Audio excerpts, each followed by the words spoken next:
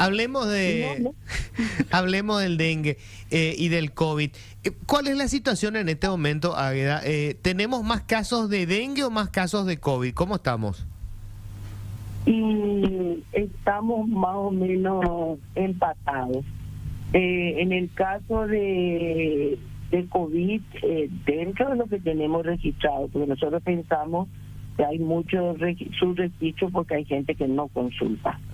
Estamos hablando de aproximadamente 1.800 casos y una 10.000 notificaciones. Y dengue, estamos hablando de aproximadamente también así, un poquito menos casos confirmados, pero sí tenemos ya entre 10.000 a 14.000 notificaciones semanales. Ujú.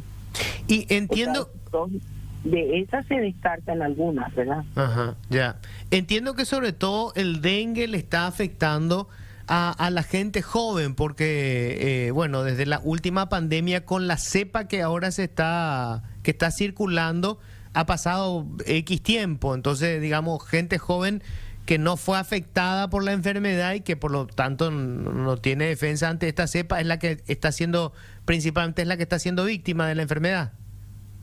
Y lo que tenemos básicamente es el 32% de nuestros casos son casos,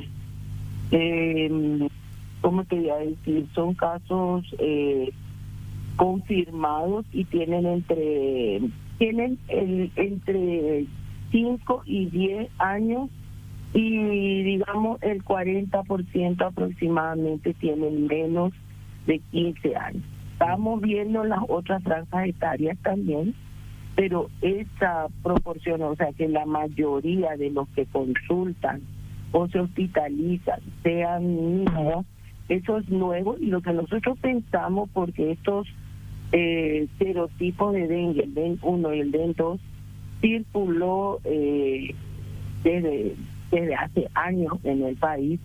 Entonces la franja que siempre fue la más afectada es la franja del adulto joven, el que está en edad reproductiva, digamos. Esa persona, ya la mayoría ya tuvieron la enfermedad. Entonces lo que estamos viendo es que los niños, que son generaciones nuevas y que son las que se están exponiendo por primera vez a estas cepas. Y en eso es lo que estamos viendo más casos. Por eso que decimos que, a diferencia de otros años, tenemos una epidemia en niños, una epidemia infantil. Águeda, y los casos son, hay muchos casos graves, porque veo que en Brasil hay una altísima preocupación porque se están dando, no solamente hay una epidemia que está creciendo de manera importante, sino que muchos casos de muerte, o sea, se desarrolla la forma grave de la enfermedad. Sí, pero Brasil tiene una situación diferente a la nuestra. El año pasado prácticamente toda la región tuvo como una de las epidemias más fuertes de dengue, y nosotros hicimos chikungunya. Prácticamente no tuvimos dengue, y ellos ahora continúan con esa digamos situación, y lógico, son 2 años y la preocupación ya es muy importante. Ahora, nosotros no digo que la preocupación sea menos, porque en nuestro caso es como que tuvimos 4 años sin dengue o con muy pocos casos de dengue, y ahora estamos teniendo esta epidemia, que era algo que nosotros ya alertábamos que iba a pasar. Y sí, lo que vemos es que, si bien tenemos una gran magnitud, que también eso puede ser porque mejoraron nuestro sistema de vigilancia, captamos mejor los casos, estamos usando herramientas informáticas en donde el mismo médico, al cargar, digamos, las manifestaciones clínicas, al hacer la ficha clínica, ya nos está notificando el caso. Entonces, por todo eso, tenemos muchos casos, pero muchos casos en ambulatorio, en consulta.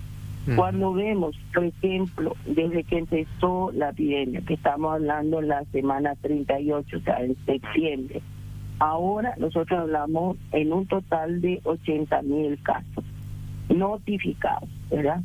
De esos se hospitalizan aproximadamente 2.700. Y de esos, otra vez, nosotros tenemos 34 fallecidos. Estoy dando los datos nuevos que se cerraron ayer. Entonces, con esa información, si hacemos el cálculo, la tasa de letalidad es muy baja. Estamos hablando de un 0,04. Entonces, sí tenemos una epidemia en el sentido de que tenemos gran magnitud, tenemos mucha gente que consulta, pero ya no que se hospitaliza. Eso se ve también en los servicios, porque hay camas, hay camas no solamente en salas, sino también en terapia. Y de la gente que se hospitaliza, el 4% entra en terapia. O sea, tenemos hasta el momento, digamos, y por lo que nosotros decimos, una epidemia de gran magnitud. O sea, tenemos muchos casos, estamos hablando de 80.000 casos, aunque no nos acercamos todavía a la mitad de lo que fue la epidemia del 19 y el 20. Nosotros en el 20 llegamos a tener más de 30.000 notificaciones por semana. Ya. Y nosotros ahora estamos prácticamente en la mitad, pero estamos en ascenso. Entiendo. Nosotros no vemos todavía el pico. Ajá. ¿Qué sabemos de la vacuna, Águeda? Primero, ¿qué tan eficiente es? Y segundo, ¿hay algún plan a futuro de incorporar? Creo que ni siquiera está habilitado, no tiene registro en Paraguay para que el sector privado venda la vacuna. Y no sé si hay planes de que en algún momento forme parte del sistema de inmunización pública.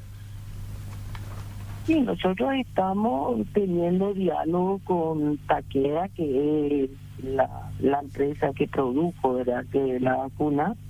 Ellos en este momento no tienen plano de inscribir la vacuna en Dinavisa. Entonces, del momento que no está inscrito, no se puede comercializar en el sector privado. Y el planteamiento de ellos es de que ellos están teniendo acuerdos con el fondo rotatorio de la OPS, de forma que el fondo rotatorio ofrezca a nuestros países, o sea, no somos solamente nosotros, son varios países, la propuesta de que ellos van a comercializar a través del fondo rotatorio. Y porque es la forma en que nosotros como programa regular podemos comprar una vacuna, porque eso está establecido por ley, de que el Paraguay compraría vacuna a través del fondo rotatorio. Entonces, estamos en esa. Ahora sí se está hablando con ellos, se está viendo también todas las posibilidades con el fondo rotatorio. Ellos no están ofreciendo todavía. Algunos dicen que van a hacer dentro de estos 6 meses, que es lo que dice la empresa, pero según lo que dice OPS probablemente va a ser el próximo año. Ahora hay una realidad: para esta epidemia no sirve, se necesita aplicar la vacuna y se tiene, digamos, protección recién al año siguiente. Y la franja etaria que ellos tienen como, digamos, más estudios, y que lo que los comités internacionales de vacunas que revisaron, por ejemplo, el SAGE, ellos dicen la franja que recomiendan es de 6 a 16 años. Pero ellos tienen estudios también en mayores de esa franja etaria hasta los 60. Pero son estudios que todavía, a mi parecer, algunas cosas todavía no están completas, y se tendría que esperar un poco de tiempo, porque es algo que ellos empezaron hace poco. Ya. Y en la Francia, que ellos no tienen estudios, pero sí hay países que están empezando a trabajar en mayores de 60 y que aparentemente es lo que dice Takeda, están dando resultados viciosos, pero todavía no están concluidos estos estudios. Entonces hay cosas y también la empresa tiene que amplificar su producción. Ellos ahora tienen el acuerdo con Brasil, pero van a entregarle fraccionado porque su producción no es suficiente para entregar de una vez todo al Brasil, y la cantidad que le van a dar es entre 3 a 5 millones de dosis, que para ellos es muy poca. Entiendo. Estela. Sí, le quiero consultar, doctora. Me pasan acá el dato que hubo cambio en CENEPA. CENEPA es muy importante porque es el organismo, diríamos, que lucha también contra los vectores que transmiten enfermedades, ¿verdad? Y hubo cambio ahí, dice, la posesión de cargo hubo de la doctora Joana Benítez como directora técnica del Servicio Nacional de Erradicación del Paludismo, a raíz de la renuncia de la licenciada Mara Muñoz. Lo que me dicen es, y le pregunto a usted, me dice que Mara Muñoz es bióloga especialista en enfermedades tropicales y que la nueva directora es ginecóloga. Y le pregunto si eso es así. Bueno, la doctora Mara Muñoz es bióloga, es también epidemióloga y sí, la doctora es ginecóloga, esa es una realidad. Ahora, yo no puedo hablar de otra dirección, porque realmente yo no sé los motivos por el cual la doctora Mara puso a disposición el cargo y cuáles son los criterios del cambio. Yo tendría que hablar con el doctor Montiel, que es el director de CENEPA. No quiero hablar de algo que realmente no me corresponde. Pero en el contexto de la lucha contra el dengue, por ejemplo, obviamente una bióloga tendrá mayores conocimientos. Sí, pero también tenemos que tener en cuenta que estamos hablando de un cargo de dirección en donde lo que es importante es la gestión. Y ahí en CENEPA hay biólogos, hay entomólogos que pueden estar apoyando las actividades técnicas. Entonces, ya tuvimos esas situaciones, no es la primera vez que pasa esto en CENEPA. Estamos hablando del director técnico. Y si una persona tiene gestión, puede manejar la parte técnica, teniendo en cuenta que cuenta con un equipo técnico. Doctora, mi respeto, muchas gracias.